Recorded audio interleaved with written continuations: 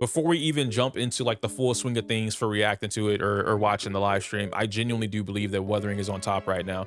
Well, bias aside, I think Zenless is number one, but I think outside of Zenless, especially with Hoyo being attached to the name, Wuthering is doing everything right now. I know that was two rights. But yeah, Smack was drunk when he watched, so I'm here to get some focus. Didn't y'all have this at like 4 a.m., 3 a.m., something like that? What? Hey, you know, it is what it is.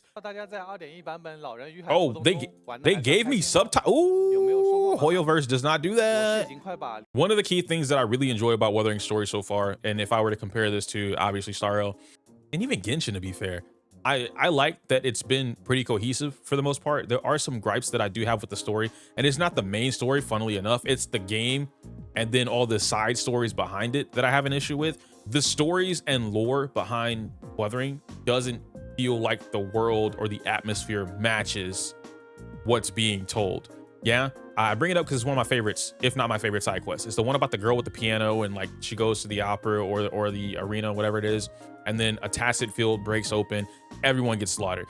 I just spoiled like the first hour of that side quest for you, but I won't spoil the rest of it. It's a very sad story. It almost brought me to tears, or a tear, I should say, whenever I played it for the first time, because it was random. I had no idea I was doing it until I got so deep into it that I'm like, oh shit, this is really crazy. My issue with it though, playing it, experiencing it, yeah, and that was through 1.x, that side quest. Going through something like that just to go into Wuthering Waves and like not have these experiences happen throughout the entire game, or even like cataclysmic moments that should happen, like, hey man, there's an outbreak, this tacit just randomly broke out over whatever town or near whatever town, right? That is crazy to me that I don't get to experience that in full. But I don't think that detracts from the full main story of the game, right? When I played 2.0, which you guys saw a lot of my experience with 2.0 on launch of 2.0 for Wuthering, I had a blast. I was gonna make some videos on it, I just didn't. I don't know why. I really can't tell you why. I just kind of didn't, about the whole experience thing. In short, if you happen to be watching this, if I happen to throw this on YouTube, my experience with Wuthering 2.0 story has been fantastic. But yeah, let's get back to the video. See what we got going on. Why is he in my face like that? That's such a... I don't mind. It's good camera work, but I don't like. But damn, why he... Why are you in my face like this? I will say, continuing on with this, I like that. I like the little energy. He's showing off the wrist, bro. We see the fit. We see the fit. But I like the little energy they have with just the two of them. It's nice. New main quest: the Maiden, the Defier, the oh, I love that name. Wait. Yo, who will be whoever Kuro has writing the lore, writing the names of quests? Give him a pay raise. Give him that 25-cent pay raise, bro, because I love that. That's clean. And not the pause counter. Relax on me. If I get this edited and my editor sees it, right? He's like, oh, there's a pause counter? All right, bet. And then you're gonna see it above my head, right? Pause counter, 5, 6, 9, 10. I'm about to say a thing, but I really want to wait until the end of this trailer. So far, I'm impressed. Is this Cunty? You got some. Oh my gosh, bro. I gotta. So Lena said something earlier when she tweeted. I did see that tweet. I agree with her 100%. Lena said that Cunty's boobs should be heavier. I completely agree. And you know, it's me. Obviously, it's coming from my mouth. It's probably gonna sound perverted, way more perverted than when she says it. But I don't mean this in a perverse manner. What I mean is that it's more realistic with the size that she has. Instead of them being as floaty as they are in animation, it would make more sense for them to be heavier, especially because she's not wearing a bra. But anyhow, huh? Y'all know I'm getting spoiled right now. You guys know I'm getting spoiled right now. I'll figure it out whenever I play the story. Her, who is that? Who is this? This is not the same person as her, right? Because, like, I need the other one. Yo, take me back real quick. I need her. That's got to be her big sister or her mom. I need it. And she got the elf ears, bro. No, I need it. I need it. They're so nice. Was that Arrow? That's Arrow. That's Arrow Traveler. I can tell the effects. That's Arrow Traveler. Okay. This has to be a free pause counter. This is a free pause counter. This is free. This is free. This is only free because I'm recording it. I need the screenshot. I need the full on screenshot, bro. So this has to be a free pause counter. This doesn't count. This doesn't count. I'm not pausing to talk. I'm not pausing to talk. All right. I'm pulling that character. Can we? Wow. Now the trailer's done. This is literally my pause counter right here. I don't care what she does. I asked y'all earlier if she's a DPS character. It don't matter. I'm making her a DPS character. Even if she's not a DPS character, I'm making her a DPS character. Okay. Baby girl is fine. Like, and I know y'all be going gas over Shorekeeper. I don't. Hunterella. Come on, bro. Easy. Easy. Wrap it up. Put it in the bag. Put a bow on it. Ship it to my house.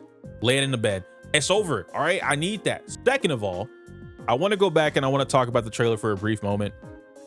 I've said this before. I'm one of the first people that actually said this, but Wuthering Waves is exceeding, and this is y'all like ask me while I'm always in and out of WoW, right? Wuthering is slowly, patch by patch, turning into a game first, and then a gacha game or a gacha second. I love this. I love that they're taking that leap. And I truly do want to see them expand on it, because right now we don't have another comparing this. The closest thing that we have is, and people don't like it, but it is Genshin Impact.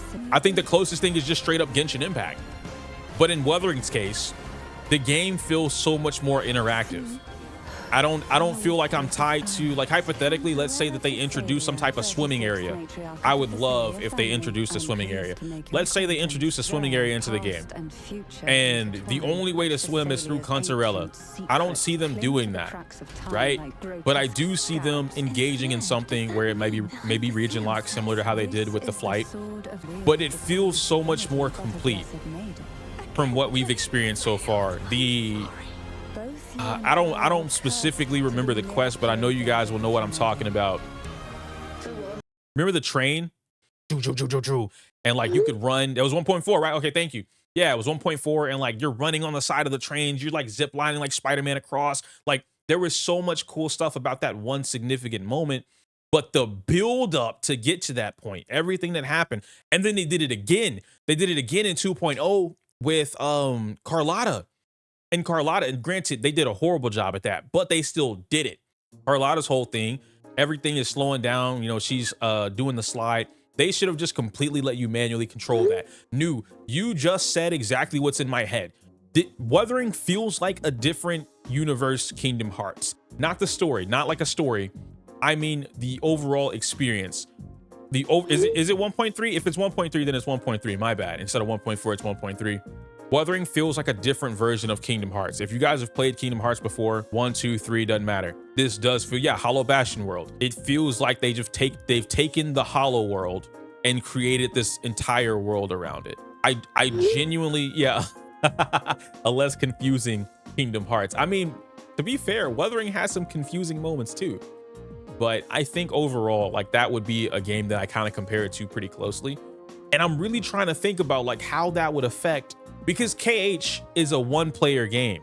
It's a one-character game. And sometimes you'll have a partner that may jump out with you, right? You have a team of 3, but the other 2 characters are usually controlled on their own until you tell them what to do. I really do wonder how Wuthering would function in a game like that. Like if it would operate better, if it was closer to that style of game than a repetition of Genshin's 4-party system. Or in this case, 3 characters, but still, right? Like the party system, 1, 2, 3, you swap out single by single. I really do wonder how this would work if there was always like an offhand character. That would be interesting. There's a lot Wuthering could do. I'm trying to like gather the thoughts in my head. There are like 3 things that I really want to think about before I say it.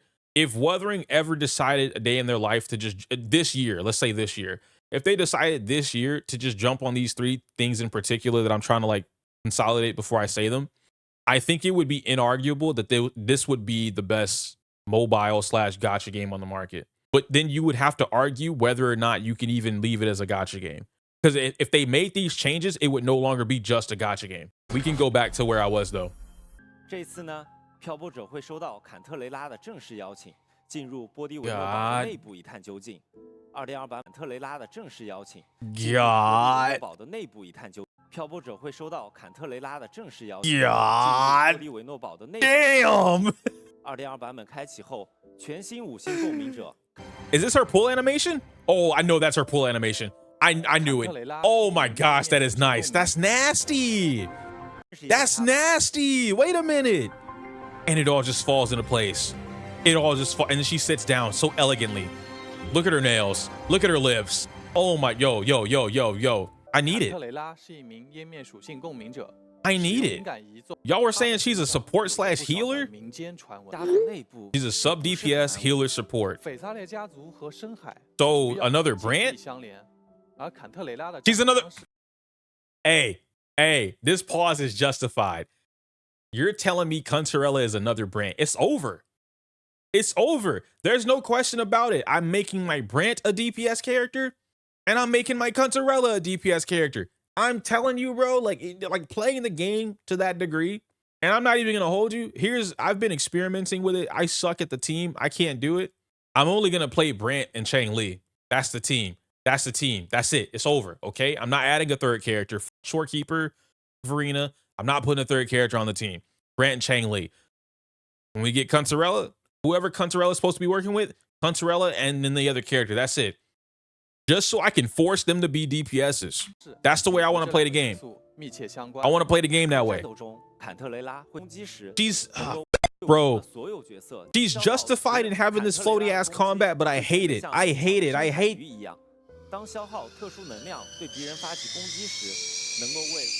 We gotta let go of this floatiness.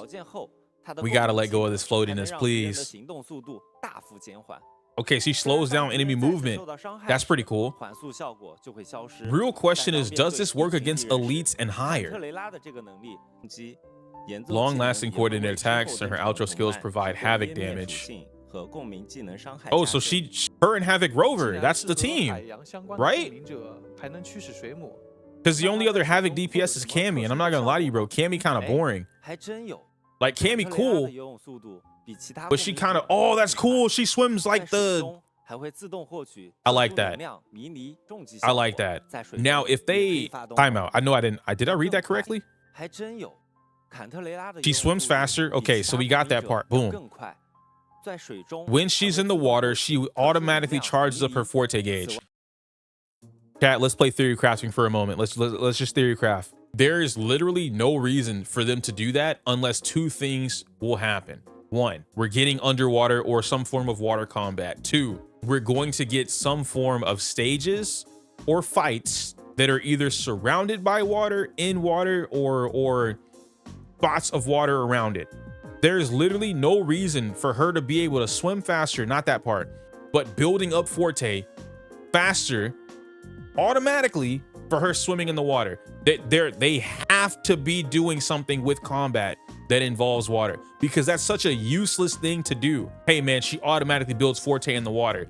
All right, let me just go find a body of water, swim in the water, teleport, and then go do all my fight. No, that's so dumb. They have to be doing something here. They already have an area with a chain of islands for the fishing. That makes sense. Makes me think of something like Genshin's Ocean, where the platforms drown. Yes, like there has to be a reason why they would put this in her kit. That doesn't make sense. Now, and I understand, like some developers just do shit. They just do stuff because it's cool. She swims faster in the water. All right. When am I going to be swimming around from platform to platform or from location to location? Who knows, right? It might just be cool to do. But then they're like, it automatically charges her forte. There's no reason for that.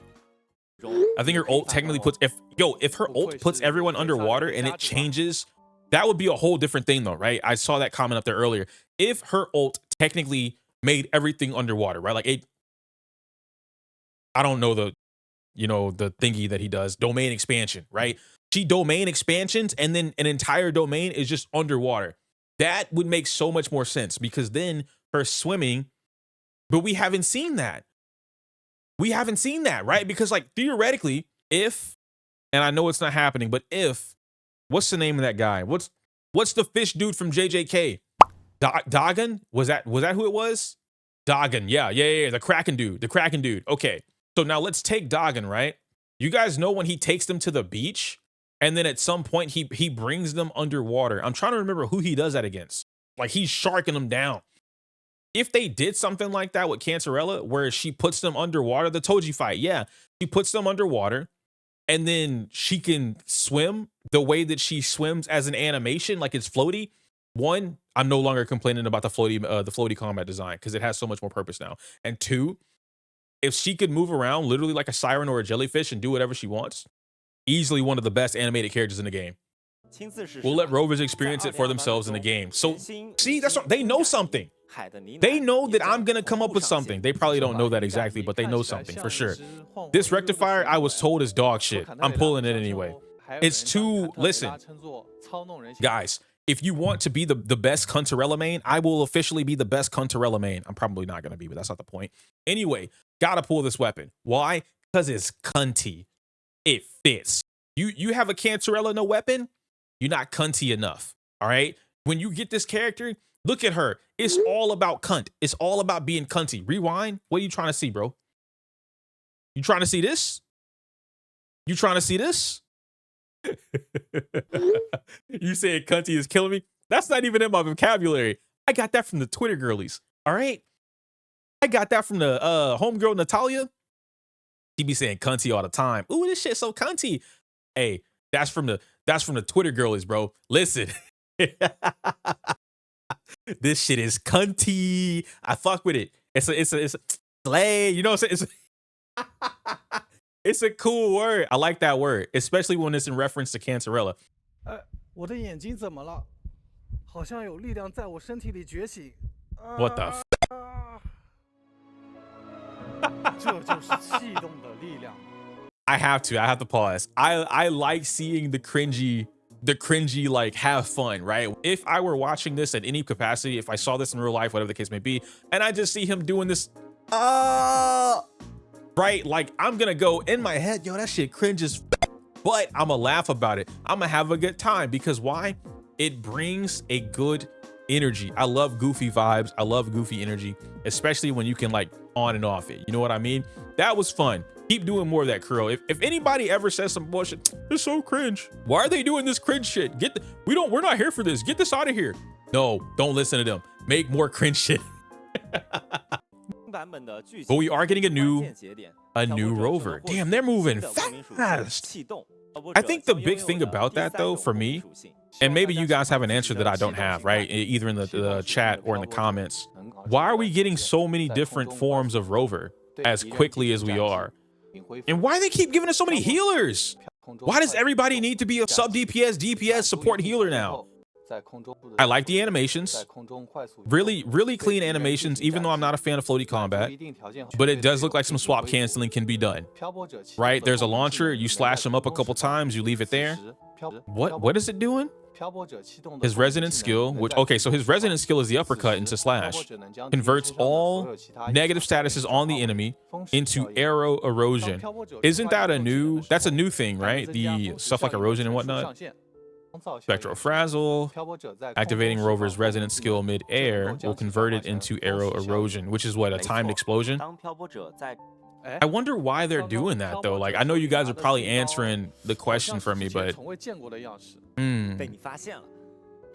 yep, I saw this. Special 5-star sword.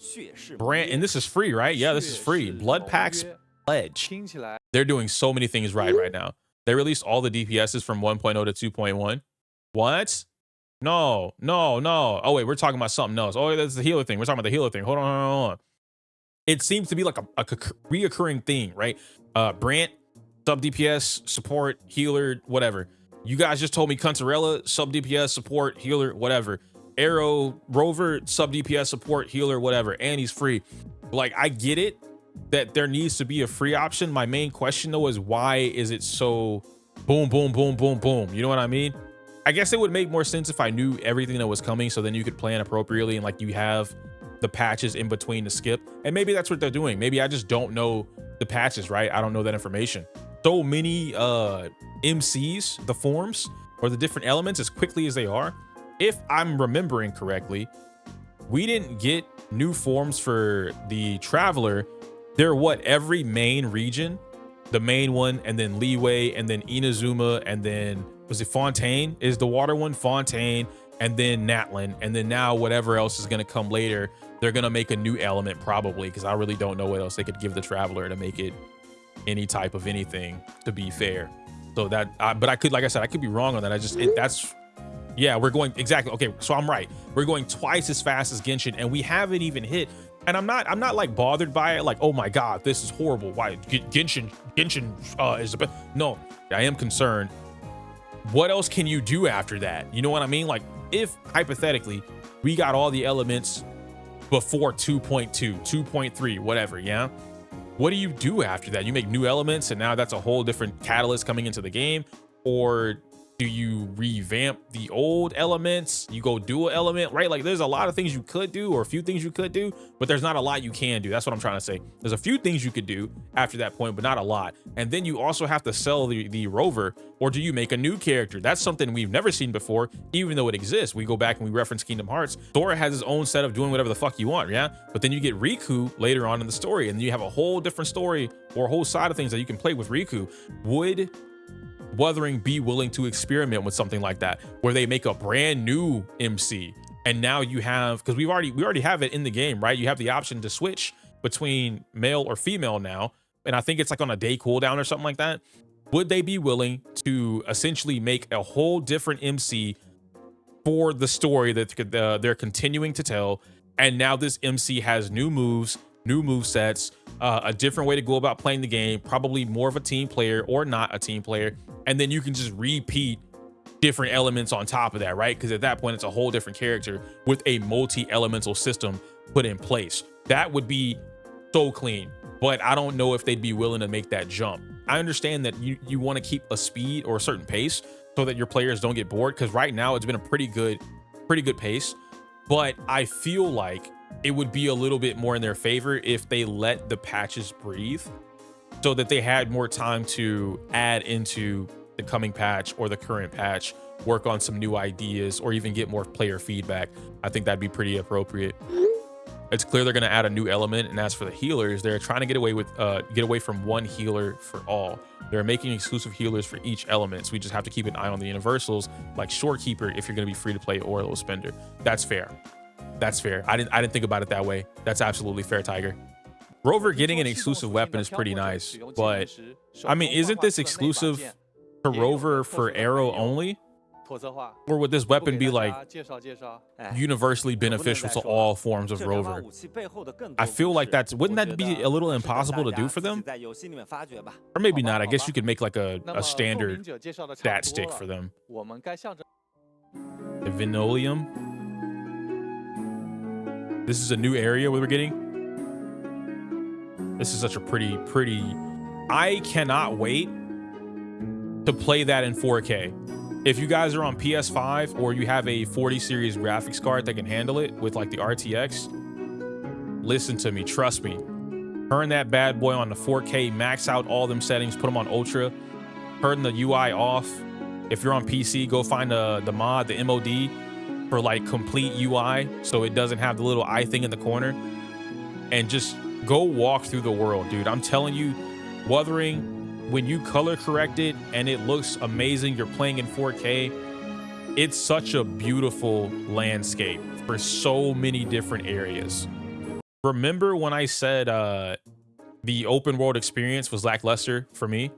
This is what adds into the open world experience, and I want there to be more of a world that's alive, that interacts with itself and doesn't wait for the player to interact with it. Remember, these healers aren't just healers anymore. Everyone on the team does damage now.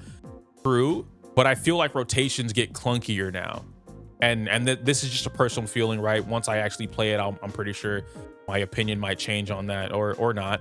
Do I play 4K 120 hertz? I still play in 4K 60 hertz if I'm recording, because there's like no reason for me to play in 120 when I'm recording, because you guys can't watch. I mean, technically YouTube will allow you to upload 120 hertz per second now, but you guys don't watch that. Most people that watch content, they don't do it.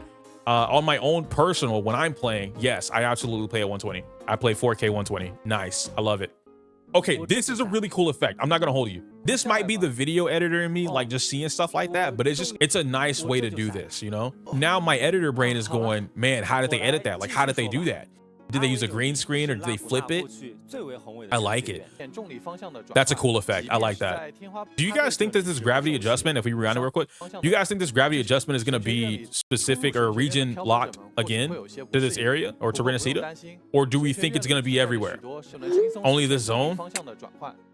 They could do so much with the little tools they make like this in the game, the little moments. Man. I like that they're playing, even though it might be pre-recorded. I guess they said it's a live game, so I'm assuming they're playing it live, right? I like that they're both kind of like, why is this here? What do we do? You know, as if they weren't the ones, you know, helping with the development. If he was an inch away, he's dead. Literally. Oh, wait. Hold on. I'm imagining Dark Souls. Like in my head, I just imagine him going, slams down, he just keeps falling down, and then the Dark Souls sounds plays. Ah! And then you hear big ass scream, you died. Her character design is cute though, I will say that. And it really does give me, I know I compare so many things to all these other games that some people know and some people don't. I don't know how to pronounce her name, so we're gonna call her Kat for the moment. Kat's character design gives me Zelda vibes, specifically Ocarina of Time Zelda vibes, and I love that. I don't know what it is about her. I haven't actually interacted with her in the story yet, but she 100% is giving me Ocarina of Time Zelda vibes, and I want to experience that in full. Oh, okay, wait, so the statues came to life, some Harry Potter shit, and now he's got to fight all four? Okay, wait. I'm legit getting confused. It's doing jump cuts, and I don't know if this is the editing or if this is literally the stage. If it's the stage, that's gonna be confusing, but really cool. Okay, these just have to be jump cuts. I think those were just jump cuts. That's what was confusing me. I thought what was happening, just to explain it, I thought what was happening was that he was fighting each enemy, and they were like teleporting him away. Right? So he would attack one enemy and then the other enemy was like, hey, no, don't do that. And they would bring him to the other enemy, right? I'm like, that character or that enemy concept alone is so clean. It'd be so clutch if they did. Kuro, take what I just said, bar for bar, put it in the game. What I am getting though, and I do like this, again, Zelda, right? This is giving me dungeon vibes. And I feel like if Kuro put their toes into this a little more, it would help them stand, especially with them already being on PlayStation. And I did see the announcement they're coming to Steam, right?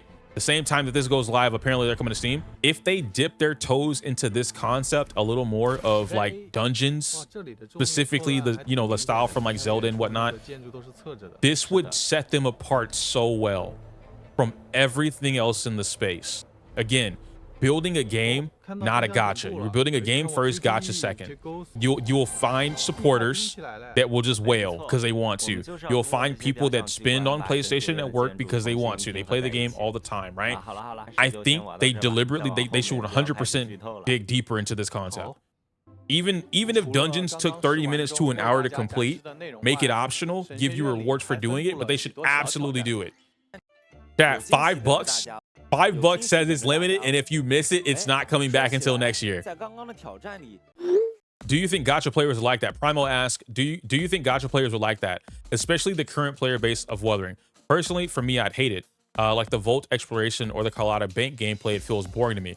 So I feel like, again, with just how I am, not everybody is into that, which is totally fine. But the reason why I say I think it would help set them apart as far as the game that Wuthering is crafting itself to be is because if you provide your players of whatever varying degree, you provide them the opportunity to do things that either A, other gacha games aren't doing, or B, they're doing it horribly. Take this and you're competing. I know we say this and people, I don't know what it is about this particular statement, but people love to argue against it.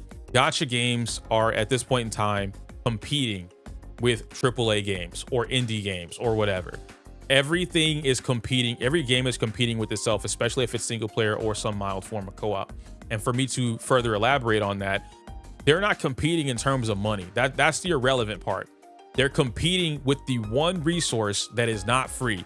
This one resource is not free to anybody that lives on the planet Earth and believes in the time-space continuum. Time. No one's time is free. If you spend 12 hours on Wuwa, you could be at a job. You could be getting money. You could be playing another game. You could be watching anime. You can go to the movies. You can go for a walk. You can go work out. There's so many different things you can do because it's your time. If Wuthering were to capitalize on the fact that so many players are actively jumping into the game, especially at this point, 2.0 was huge for them. And they made different adventures, dungeons, events, whatever. They just gave players more things to do with their time that they could enjoy, optional or not. You would see an increase in a player base. You would see an increase in player retention, and you would see a general enjoyment from the players who do enjoy stuff like that. The reason why I think that someone such as yourself, not to shoot you out or anything like that, right, Primo? But the reason that I think that that might be a thing is that you probably don't play or enjoy those type of games naturally. You might not be into the action adventure games like Zelda. You probably just aren't into those, or you've never played them before. But for me and anyone else that's played those games, you can spend hours on that game. You can get stuck on a dungeon, and it's fun. It's fun to accomplish some things or do whatever it is that you're doing, and then, you know, go beyond that fact. Wuthering, being the gacha that it is, has multiple ways that they could limit it or make it challenging, or, you know, easy, make different modes, whatever. I'm not really here to figure out like the perfect way that they can execute that. I just think the idea would be great.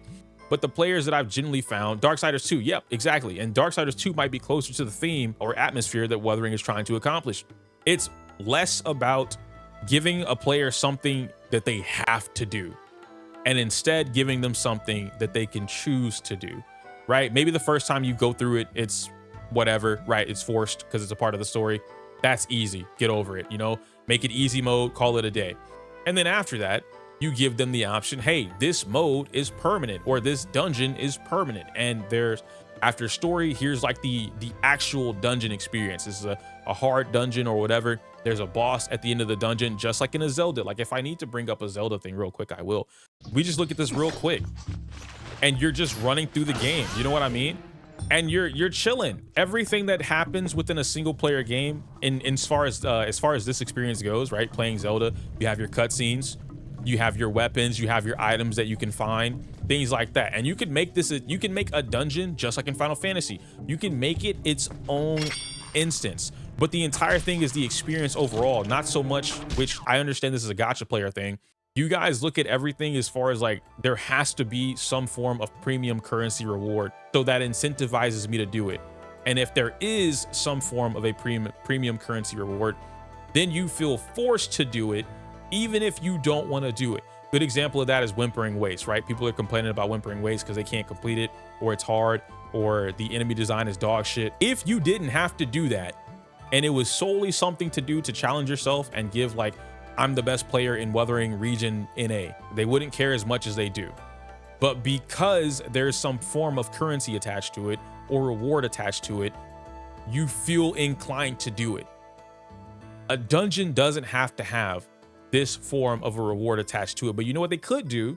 When you complete this dungeon, and you could make it, I don't know, you can do it only twice a week, giving you something to do with your friends, and you make it so that it's super co-op. This is a money bag. I'm telling you, it's an idea. Do this, and then instead of giving you premium currency, you give the player, hey, if you go through this, you have the opportunity to potentially get some craftable weapon pieces so that you can make these new 5-star weapons that we've put into the game, right? There are things you can do that you encourage the players who want to do it, and it gives players who probably didn't want to do it before, it gives them some form of a small incentive to where they can test it out. I don't really like this mode. And then they go and like, hey, it's still like, it's an echo. Who's going to cry about an echo, right? I can go grind the echo all day and night. But the players that want to spend, right? If I'm already playing Wuthering 12 hours a day, me and my friends are getting together. Hey, you guys feel like going through the Zelda dungeon? Absolutely. Boom, load it up. We go do it. It takes us an hour, 2 hours, however long it takes to clear it, right? And then at the end of it, we get a bankroll of echoes because we spent X amount of time, or we performed this way, or we did this thing We went through the extra boss in the dungeon. We found the secret floor in the dungeon, right? There's so many things you can do, and this appeases the action adventure part that already exists in Wuthering Waves. Separate the fact that Wuthering Waves is a gacha game, right? What else is left? If you remove the gacha aspect from Wuthering Waves, it is still a game. It's still an action adventure game that will, an ARPG that will stand or has the potential to stand on its own.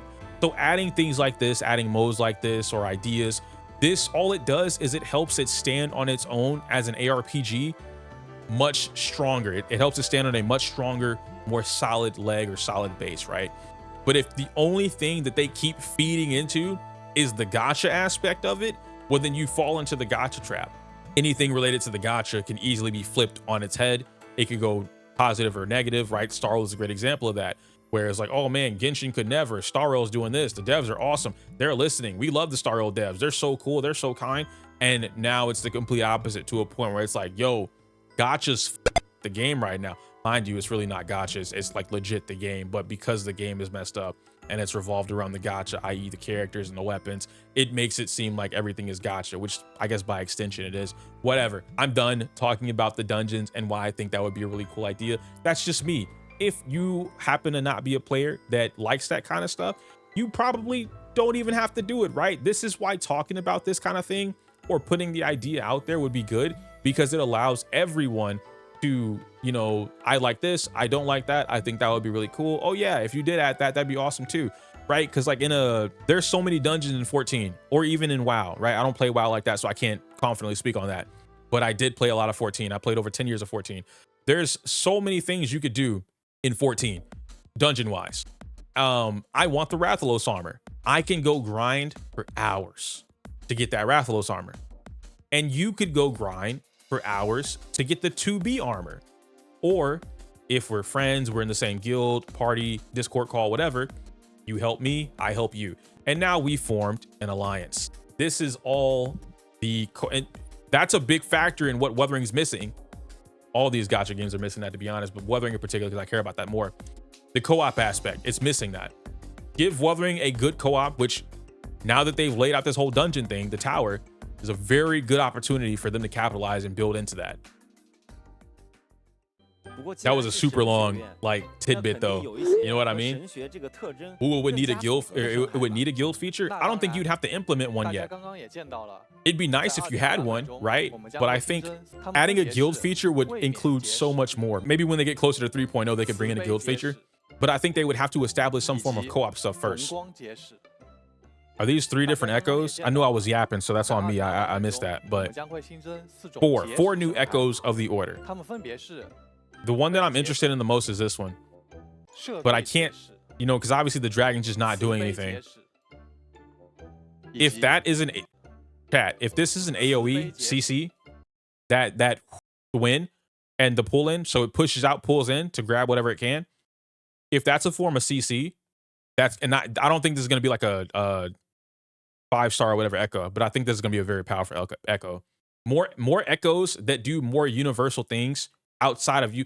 Please give us more echoes. I'm going to write that in the survey. I should have wrote that in the survey. Please give us more echoes that don't transform my character. Allow me to have echoes that serve a purpose by just summoning them, right?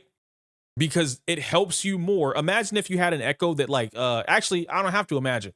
There's quite literally, and I was trying to experiment with it. I'm going to get back to it at some point. There's an echo that summons a fucking water tornado, right? It summons a whirlpool. The whirlpool, and then it sucks you up and shoots the echo into the air, right? It carries all the smaller echoes into the air. And it's great for any form of CC, really, but it allows you, in that case, I'm the combo guy at that time, right? When I was playing the new combos, it allowed me to essentially get air combos without having to waste my jump. And if I wanted to be a little bit more like, I'm cool, then I just web swing, right? I do the grapple up in the air, and then I start my combo. And then as the whirlpool is doing whatever, I'm chilling. Then they fall down, I come down with them, whatever. Make more echoes that allow you to do cool shit without sacrificing your own character control. Also, you guys said that quest wasn't going to be limited. That's a bad business move. The reason why I say that if you make a quest like that limited, at least yearly or semi-yearly, whatever, Make events events. A good example of this would be Animal Crossing. Animal Crossing, mind you, we can cheat, but let's say that we didn't cheat. What draws players to Animal Crossing, what makes them gather around with their friends or whatever, is the events in Animal Crossing. So Animal Crossing has limited time events where they last a week, a month, whatever. In particular, let's take Thanksgiving, okay? Thanksgiving on the day of Thanksgiving is only on Thanksgiving in Animal Crossing, or Chinese New Year is only on Chinese New Year in Animal Crossing. And it only happens if you happen to be playing on the Chinese region within Animal Crossing. And you can go to your friend's world in China and visit and experience their Chinese New Year. You can experience our New Year's right over here if you visit that way. Or making things like that brings retention or the attention to your game in that moment. I think if they make this event limited, not even the event itself, the shooting stars part, just to see it, it would make it that much more impactful. I don't want a thing or a situation like with if you just didn't play Dragonspine, you have no idea what any of us are talking about. Like whether or not we think the quest was amazing or dog shit, you will never get to experience that because it's gone, right? But the area is still there. I'm not a fan of that, but I am a fan of making something limited in that nature so that you always have something to come back and look forward to. Whoa. This is what I'm talking about. Make more of this. Make more of this. Make more echoes where they're basically summonables because you could do whatever you want while that echo is going on. That's so nice. Nice. I gotta put these codes in before they go away, right? Valid until 3/23. Aw, Wuthering's so not. Genshin could never. 2 whole days? We get 2 whole days instead of 1 day, 18 hours to put in the code. We get 2 whole days. Big fan. Big fan. Big fan. Yo, he's doing it too. He's turning into the Arrow Traveler. Dungeon is also Havoc, right? So I guess they're trying to get you to play that, potentially. He did do a JoJo pose. That, you know what's funny? That is one of my motivations to try and get like fit. I want to be able to JoJo pose where, like, wherever I go. I just want to, hey, JoJo pose. I just want to do it. Okay, and then you guys were telling me in the Discord call earlier, I asked about Cammy and Kuntarella, and they told me that Cammy wasn't gonna be the play because she does basic attacks. And my main account doesn't have Shorekeeper either. Like, so this patch is gonna hurt me. If I don't get lucky, this patch is gonna hurt big time. New companion story, beautiful. Which I do want to play her story. I'm hoping they go all out. I'm hoping we get something similar to Carlotta where we have the dungeon. I really want a dungeon for Cancerella. I really want a good story, and I really want to learn more about that character in terms of, like, I guess really just what she does or even how she was raised. I don't think she's a bad person, right? Like from what I've experienced. Or, ooh, are we getting what I just asked for? A dungeon? Hey, listen, chat. Didn't even know it. I asked for it. Kuro must have heard me in the past. They knew what I was gonna ask for, bro, because that right there, I'm in for it. That tail thing kind of interesting, bro. He looked like a Monster Hunter character. Who? This gotta be a new guy. This gotta be, is he here? Murfish Memphis. Is he already in the game? They don't say what it is. Hey, that's what it looks like. You said it. Area exploration event. Step into the Forsaken and Forbidden Land and search for the truth behind faith. And then a photo collection event. Normally I don't appreciate these, but due to the fact that I would need a lot of background shots, I like the scenery. This might not be so bad. Avenolium. I feel like this is this not? I'm gonna come back to this and see, like, maybe if that's what I'm thinking about.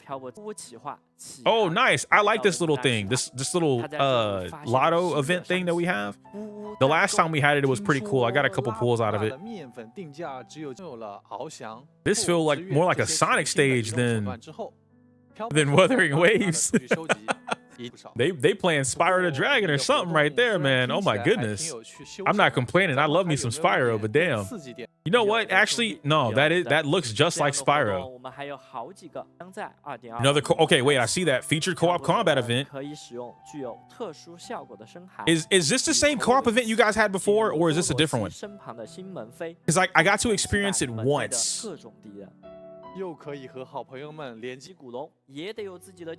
Dragon of Dirge hologram. Okay. What I was hoping for instead of the Dragon of Dirge, like, I mean, holograms are cool. Don't get me wrong. I do think they're nice, especially for single character stuff. I was hoping that they actually talked about that event, the combat event, when he said I was hoping for something a little bit more. Is that Babel? Did they bring Babel Tower? I just want to say one thing briefly. If the community doesn't like Whimpering Waste or any form of quote unquote get good, this is gonna piss them off. I can't imagine them doing anything better in this scenario. I don't think people dislike. All right, so maybe I'm seeing two different sides here for Whimpering, and I'll explain why I say that. I see a side on Twitter that despises Whimpering Waste. I see content creators that and they make videos on it that despise Whimpering Waste, and they say that this is the worst game mode that has ever existed in Wuthering Waves. It's horrible. Then on the other side, I see that people love Whimpering Waste, and in particular, the people that love Whimpering Waste are, from what I've seen, the most part that are very vocal about it, previous PGR players. However, these are the type of players that love the grind. They love the hard shit. They love being challenged, whatever. And so that's why I say there's a difference. Babel Tower, while I don't remember it being any form of like, if you don't have this character, you lose, Babel Tower was 100% you play good or you lose. You don't get like, hey, I barely play the game. I don't know my combos. I don't do this. I don't know my rotations. I have poor execution. I'm smoking Babel Tower easy. I don't remember that being a thing, but I could be wrong. Any PGR player could absolutely let me know, like, hey, Babel Tower is easy as shit. You know, it is what it is, right? The only reason I'm bringing that up is because I can't imagine Wuthering implementing basically Babel Tower, putting it into the game, and then the community not feeling some type of way about it, especially because there are premium resources hide behind what we're looking at. And we just talked about why premium resources make players lose their mind. Remember's problem isn't the difficulty, it's the AI enemies, or the enemies AI and the spawn time. Okay, so yeah, makes total sense. So it looks like more people probably have a similar opinion or dislike that I do. But I think my dislike is enemy design overall, right? Like the game itself. And it seems like a lot of people are just pointing this towards Whimpering Waste. And I don't think it's exclusive to Whimpering Waste, but that might be its own conversation. I would like to see what they're going to do with the Crisis Tower in the game. And I'm actually really looking forward to seeing how the community perceives Crisis Tower. Because if it's perceived very well, similar to how we got Elusive Realm, you know, it's supposed to be a limited event. They made it permanent. I could easily see them making Crisis Tower permanent. Some form of permanent content, maybe on a monthly rotation or a patch rotation. I would like to see that. Why is it a limited event though? Because it's something that they're more than likely testing, right? Especially with, this is something that we see with Zenless is a really good example of this. Typically, developers do things to test the waters, and if it's perceived very well, they'll keep it, they'll lock it in. If it's not, then they'll forget about it and they'll never bring it back, yeah? A good example in why I said Zenless is because of Haramasa.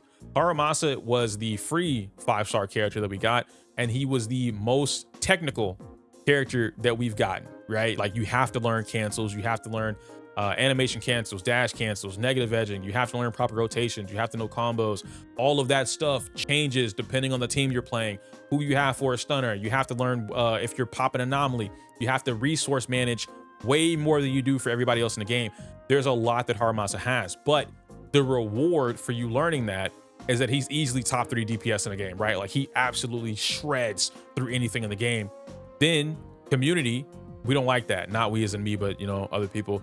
Bad character, not good, too hard, whatever. And it didn't start off that way. It started off as Haramasa was weak. He's not good. His basic attacks suck, and you can only get 3 dashes off. It wasn't until myself, Yoji, R2, Soul, even Kate at one point put it out there, right? It wasn't until more players who really dug into the technical shit in the game, who were better at executing things in the game, it wasn't until then that players started putting this information out there about Haramasa that all of a sudden the community's perception about this character changed. Oh shit, he's actually strong as fuck.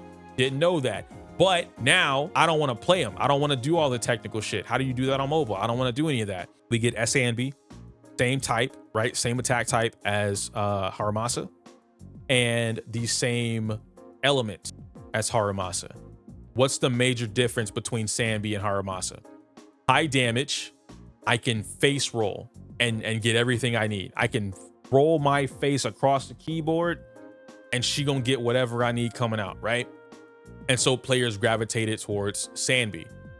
Even though Haramasa is still stronger, right? Like if you put them neck and neck, Haramasa is still smoking. Now, this could be the factor that Sanbi doesn't have trigger, but that's really not the point that I'm getting at. They saw the reception to Haramasa, not so great. So then they made changes to Sanbi's kit to make her way more face rolly, way more mash friendly.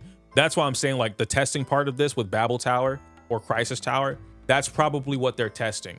They've already responded from what I've seen. Kuro has already responded to the community about Wiwa and that it's not what they really intended, and that it was implemented poorly. So they're working on fixing it, and that a fix will be made by next patch or something like that. Basically, what they're telling you is we're going to reevaluate what we thought we were doing with Wuthering Waves, and we're going to change it to appease the players. If they made Crisis Tower and Crisis Tower came out remotely close to what Babel Tower is, you know, for bragging rights, top tier players, high execution, whatever, right? Just hard, difficult, challenging. And the community also says, we don't want this, too hard. Then it's going to stay limited. They're never going to bring it back. The community speaks for themselves. Half of the community wants the game to be what it was during CPT2, which is a much more challenging game, a more challenging ARPG that just happens to have gacha in it. The other half of the community quite literally just wants Genshin Impact without it being Genshin Impact. That's the easiest way that I can explain it. We want everything Genshin, but we don't want Genshin. Everything Genshin didn't do for us, we want you to do it. But it still needs to be easy. Come on, bro. It's two sides fighting constantly. They should stick with the ARPG that happens to have gacha in it. I think personally that's their best route to appease everyone and to get like maximum reward. But other people might not agree with that. Story review is finally added. Added a feature allowing you to revisit previous dialogues. Okay, wait. Their wording on that is weird. The wording on this would be no. See, Ali, you are where my brain immediately went. Was like, oh, are they giving us basically what Zenless has, where Zenless has that we can go through in the bookstore, right? And you can go pick up a volume or a DVD, right, a videotape, and watch back the choices or whatever, right? The story, essentially. The way they worded it and displayed it, it looks like if I press the skip button and then I skip most of the story and get to the final dialogue, I can open up a panel and then it will let me read whatever's going on. It doesn't look like what Zenless has, which would be a separate instance that allows you to watch everything, right? I think they just let you watch the whole dialogue after you skip it. I hope so. I feel like if that was the case, they would have told you something, right? Like, hey, you can do this at the library. If you go to the Renacita library, all of the previous story collections will be located here once you complete blank quest. Nice. Now, okay, so just a quality of life feature to help you upgrading things easier, managing characters easier. I like that. Ooh. Okay. Okay, I can see what they're going for. I think this is also kind of funny. I feel like what they're doing is they're trying to do this so that players don't have to use NVIDIA filters, or that you essentially have, let's say that you had an RTX card, right? So you don't have NVIDIA filters. Now everyone has the option to do that. But I think the issue that you might run into, right, is that NVIDIA Filter still has options that you currently don't have in the game. And maybe they tinker with it. Maybe they make it so that it works better. I'm not entirely too sure. But yeah, this is a net positive overall. I just find it kind of funny that, you know, we get the game. We've been talking about filters on the game for like 6-7 months. And they're like, hey, put that in the game. Yeah. Oh, here are the titles. Nice. Oh, yeah, there it is. I just said, I wonder if they're going to do that Crisis Tower for the titles, right? Boom. Virtual Trailblazer. Haha, funny, Castaro. Anyway, reach total stress level 48 in the Virtual Crisis prototype trials. This is why it's going to be limited. And every single time they potentially bring it back, it's going to come with a new set of titles with a new set of levels. This is what your sweats are going to grind for. When you're worried about resources, premium currency, whatever, you don't tie like Virtual Trailblazer, boom, top of the top, right? #1 title. You don't tie this to, oh, if you get here, you get 30 10 pulls or you get 3 10 pulls worth of premium currency. No, because that's how you get the rest of the community bitching because they can't get to that point, right? Anyone that can't achieve that status to get the reward will bitch. It is what it is. But giving them something like a title, giving them a little bit of extra in-game currency, not premium currency, yeah, stroke their ego just a little bit, right? Just a little bit. This is how you get them to get good. They want to get good. They want that title. They're going to learn how to get good. They're going to do it. They're going to learn some rotations. They're going to learn some combos. They're going to max out their characters. They're going to go look for the weapon. They might spend on the banner. Hey, it is what it is. And I legit think just because I want it, I think I'm going to shoot for it. I think I'm actually going to shoot for the title just because I want it. And then this is what I saw. Yeah, this is a wonderful, again, Kuro doing it right. You don't even, if you play on PC, there's legit no reason for you to even get this on Steam. I'm not saying that to like stop somebody from doing it, because I will absolutely, as soon as I finish watching this, I'm wish listing this on Steam just to show them, put it on Steam, right? Give them that little bit of support. Why I say this is a great thing. Steam has a player base that quite literally only play on Steam. And I want to make that very clear. There are players, Steam players, you could own, which, I mean, you guys kind of can't see that. Hold on, let me see if my camera even showed. There we go. PlayStation 5 games across the board. Imagine my manga right here is a whole rack of different games. Switch games, all on the right. You know what I'll still do? Oh, that game's on sale on Steam, I'll buy it. And I'll never touch it again. All of those have stayed in the case. I only play exclusives when I have to, right? Steam players only play Steam games. Like that's the player base is what I'm trying to say. Steam has only Steam players. Giving Wuthering Waves, even though it's on PC, even though it has a launcher, the idea sounds silly. You're already on your PC. Why not just play it? I'm gonna tell you one big factor. I don't feel like getting up. So just imagine I have it in my hand. The Steam Deck, the portable version of playing Steam on the go. Anywhere with Wi-Fi, you can connect to Wuthering Waves, you're done. I can play Wuwa on the couch comfortably without being uncomfortable on my phone. I can play Wuwa at my friend's house. I can go to my girl's house. I can go to my mom's house. You can do whatever the hell you want as long as you got internet to play the Steam Deck with specifically Wuthering Waves, because it's server-based, right? But the Steam Deck allows you to play it anywhere, internet or not. Having all of that just be shoved in their face, constantly be seen. #1 in the Steam charts for free games. There's a huge window of visibility happening right now with Wuthering Waves dropping on Steam. And because I don't think this is going to happen while, is it going to happen while Cancerella's banner's here? Yep. Okay, thank you, CB. It's for the anniversary patch, which means let's just follow the track record. Kuro's been doing everything right.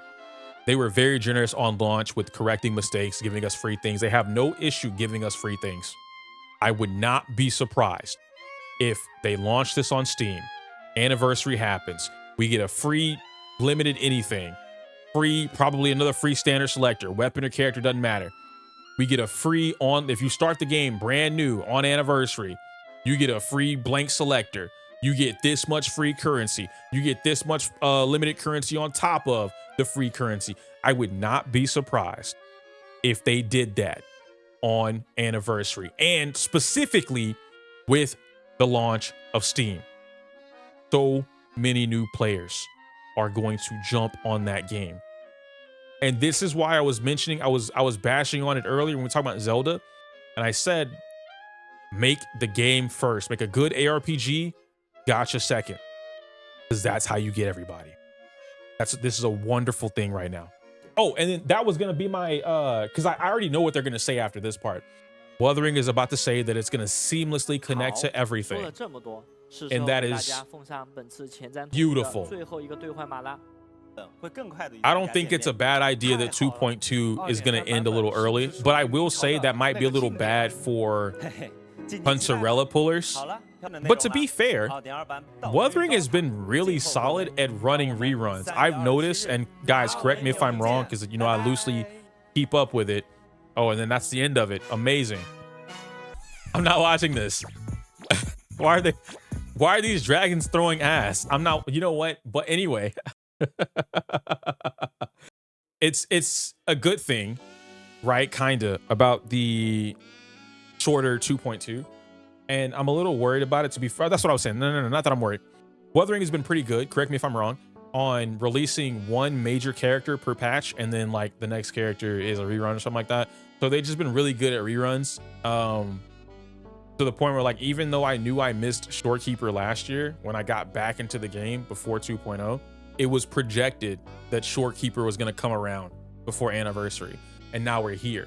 Mind you, I'm broke now, so it's kind of like a little but he's here, so I can pull her if I wanted to. No, bro, see, sometimes I feel like people say some really stupid ass shit.